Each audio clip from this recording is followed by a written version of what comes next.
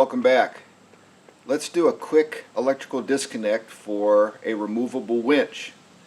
If we're going to have a winch that we can disconnect from a receiver, it would be sure nice to have a quick electrical disconnect that makes sense. Otherwise, we've got to go back to the battery, or we've got wires that we're trying to figure out where do they go.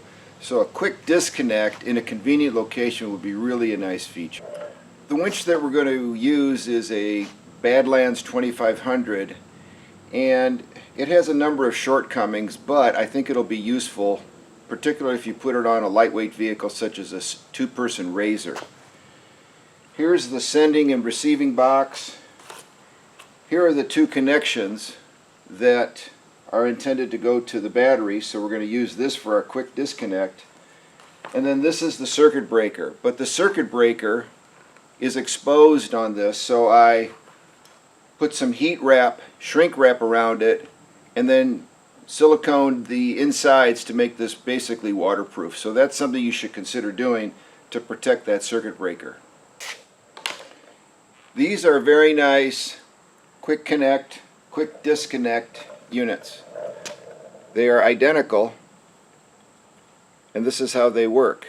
One basically fits upside down into the other one, just like that, and they lock in place.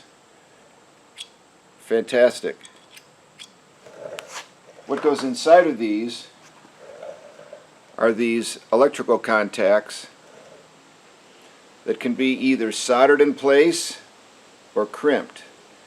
I don't have the special crimper that's required for this, so we're going to solder these in place today. And they also come with a nice end protector that will cover this up when it's not in use, so that mud daubers or other insects or mud, rain, sleet, whatever, salt won't get into these connectors, which is very nice. These are two excuse me, battery connectors that I had scavenged, and what we'll do is we'll set these end, but these will fit perfectly onto the end of the winch motor, which is great. We'll take the insulation off of these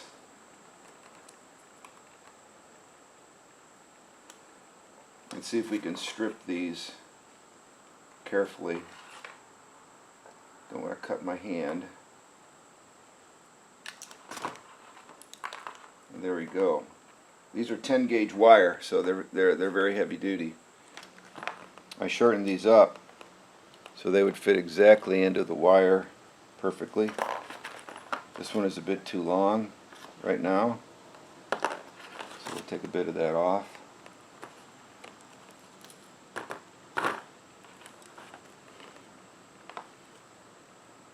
Yeah, now it fits well. Okay, so we have to think about this. And this has a very clear indicator, plus, minus. So the plus obviously needs to be red, and then the minus or the ground will be black. And because these are disconnected, I don't have to worry about putting this on first. Otherwise, if this was connected, that's what we'll do with the other two wires from the receiver box. We'll have to put these on first before we make our solder connection. We'll take these off as well and just prepare them for soldering in place.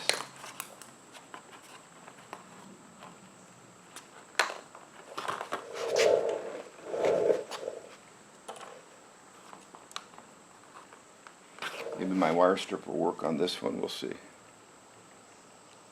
Probably not. Oh, remarkable, it did. I'll be darned. Okay. So we'll get ready to solder these. We will dip them in tinning flux, which will allow the flow of solder. This is a big help. Okay, so we're going to solder these in place. First thing, we'll put a good amount of rosin on that, and then slip the connector in here. I'd actually like to put a segment of this solder in place as well, and then heat it up.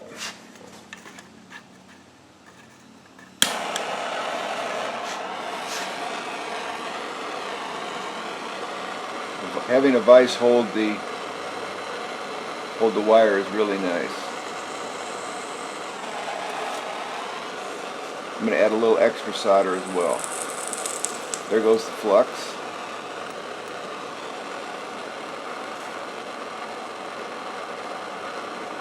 You can see that melting beautifully in there.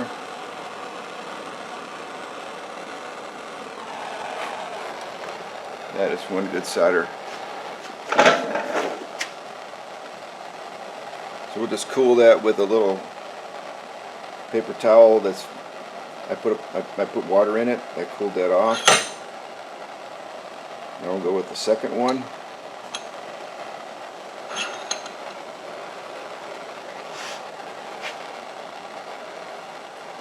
Have a good amount of flux in on the wire.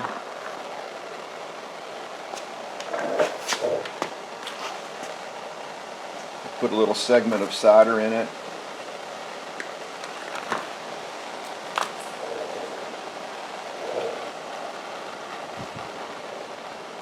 Put a little piece of solder in that. We'll heat that up. And add some additional solder to it. There goes the flux.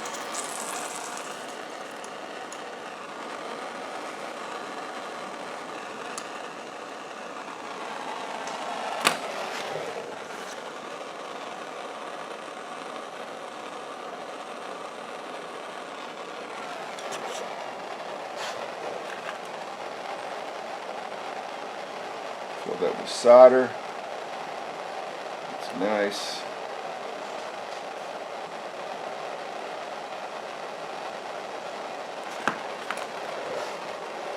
We'll cool it off.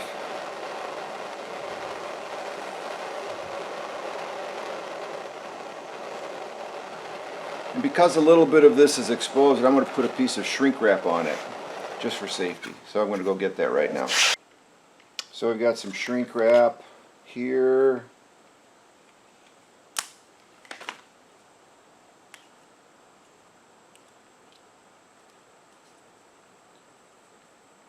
I don't want it to interfere with this going in. That should be okay like that.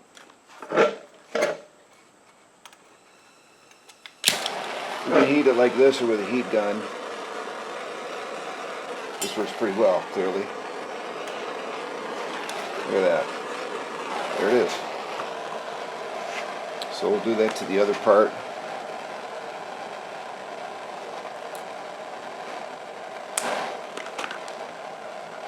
Vise is nice because it keeps your hands free. Slip this over.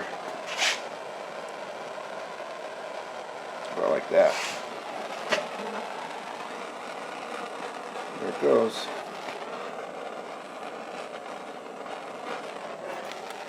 Okay, those two connections are done. So let's take a look at these connectors and how they work. They're quite interesting. We'll have to zoom in. Notice these connectors have a little hook right here. And that has to fit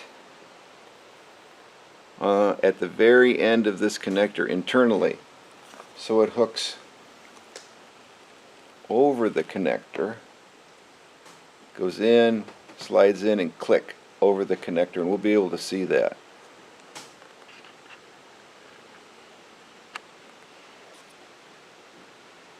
So each of these, so you need to line them up. Positive is red. So this will sit in like this, and there it goes. And now we can look at the inside of this. Let's see. See how that is clicked over the wire, or over the flat connector part. We'll do the other one too.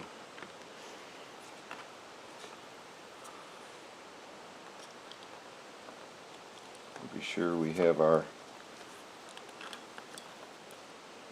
protector here,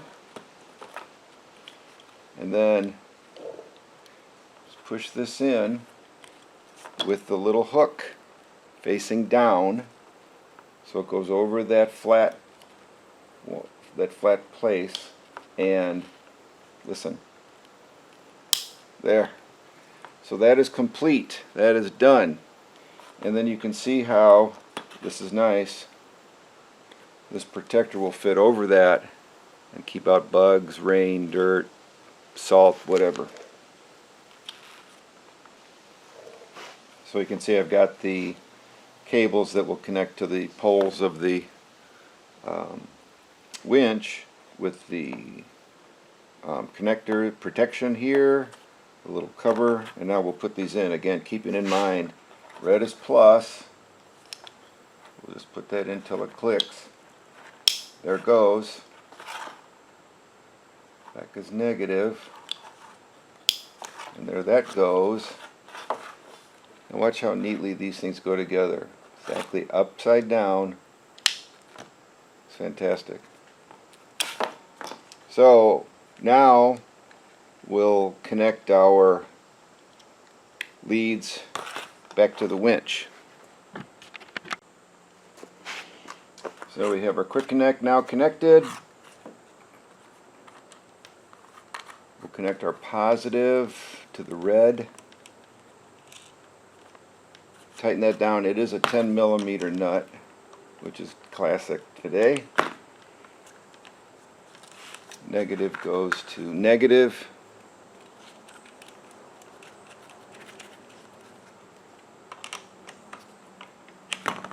And our cute little covers go over there. Keeping that nice. And again, here we are, ready to connect this when we need it, and then disconnect.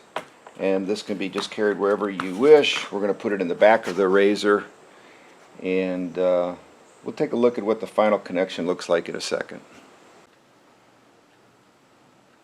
Okay, we've got the winch on, and I've got the distribution box, the sensor for the remote here, and let's take the caps off. Here we are. They're twins connected. We've got red to red, black to black, and if I can find the remote, we'll try it.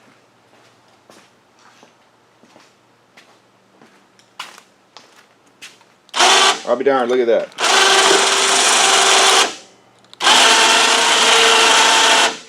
So that's that. Now I'm going to spend a few minutes to share with you how I routed the wires, because it's really important to keep them away from this, which is the muffler, the exhaust. Very hot.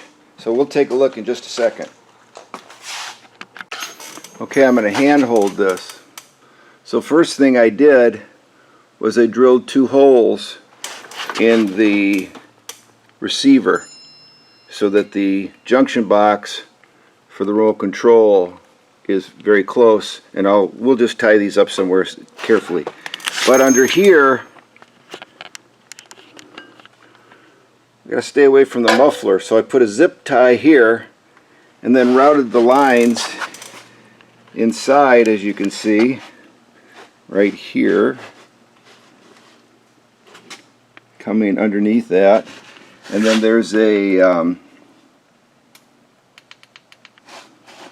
nice connection here that I opened up and ran these wires through, then through the bulkhead to the battery.